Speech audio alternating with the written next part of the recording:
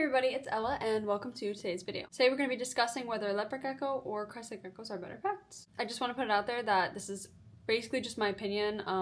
This is from like my personal experience. I've owned leopard and crested geckos for about 10 years now, so this is just my opinion on which is better, and you know, because I'm going to rank everything from like 1 to 10, so this is, again, it's just my opinion. I had to put it out there because I know there's going to be people in the comments who are like, my gecko does this and that, and like, I understand, but this is my opinion. We're gonna start off with leopard geckos. I'm joined by Wamu here. He's a little baby. He is an Inferno leopard gecko. To start off, leopard geckos are terrestrial, so this means that they walk more so than climb, although that doesn't mean that they never climb, because Wamu specifically loves to climb, and most of my leopard geckos love to climb. They do require a longer tank like these instead of a taller tank what crested geckos live in. The minimum is a 36 by 18 by 18, which equals out to about 40 or 50 grams. I'm going to start off by talking about handleability. I think I made up that word. Leopard geckos, in my opinion, are not very handleable, at least not nearly as handleable as crested geckos. I rarely handle mine.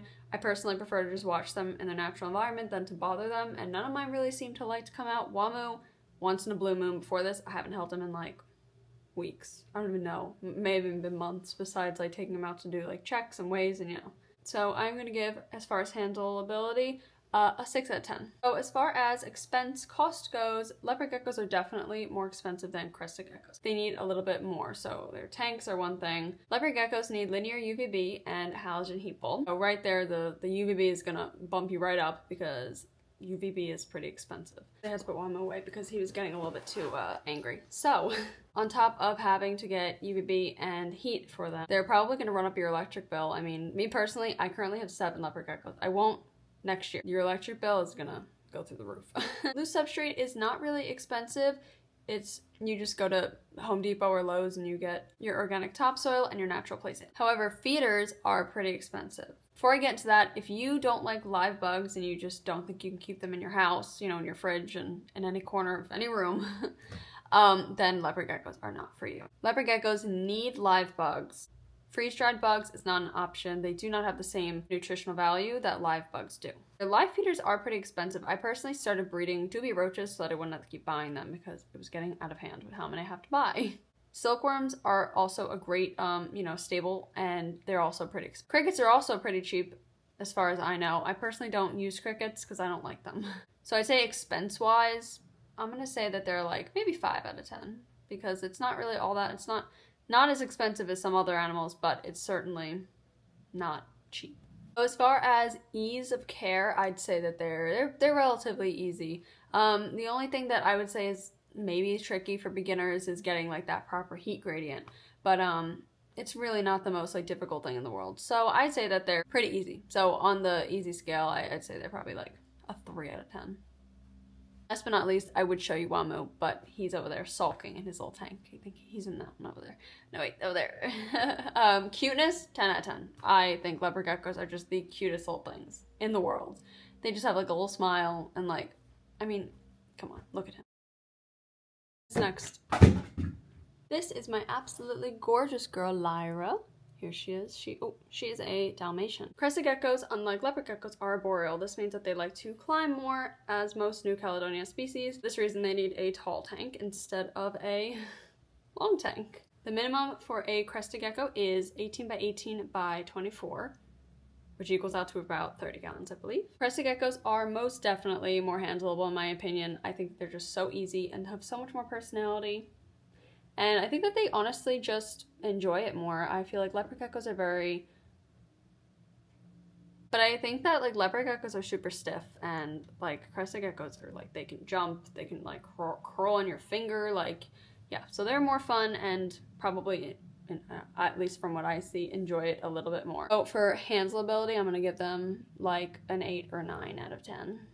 Their care is also not nearly as expensive, at least from, you know, my setups. Most of their foliage I get from Dollar Tree or Amazon in bulk. I also feel like you just have so much more like creativity in their tanks to decorate. I get all of the wood for all of my enclosures from outside and I bake it. Crested geckos will not need overhead heating.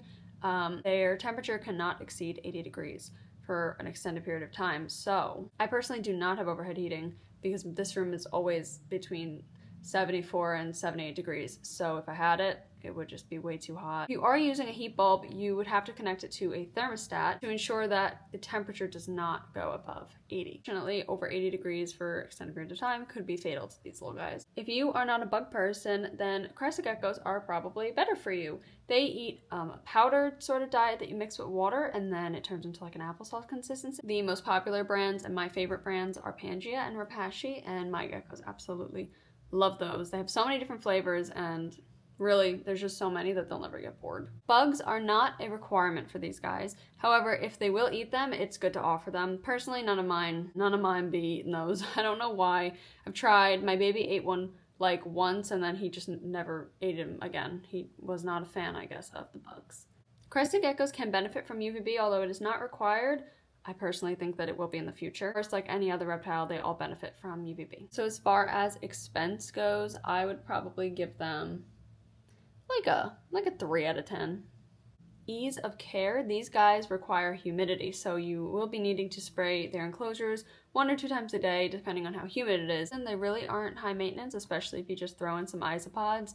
They'll pretty much eat all of like their poop, so you don't have to clean it that often. Only like tricky / everyday maintenance on them, besides like spot cleaning, would be just spraying their tanks, making sure they're fed. That's about it. Ease of care, I'd probably give them like a 3 out of 10. Pretty easy. Cuteness, because they're just so cute, I want to give them an 11 out of 10, but you know, 10 out of 10 for cuteness, 10 being the best in this one. Look at this little girl. That is going to be it for this video, guys. My next video will probably be about Crested Gecko care, and then I also plan on making a Leopard Gecko, a Chihuahua Gecko, and a Gargoyle Gecko care guide as well. But yeah, that's going to be it, guys. Don't forget to like this video and subscribe if you want to see more videos like this in the future. See ya! Go ahead, Lyra.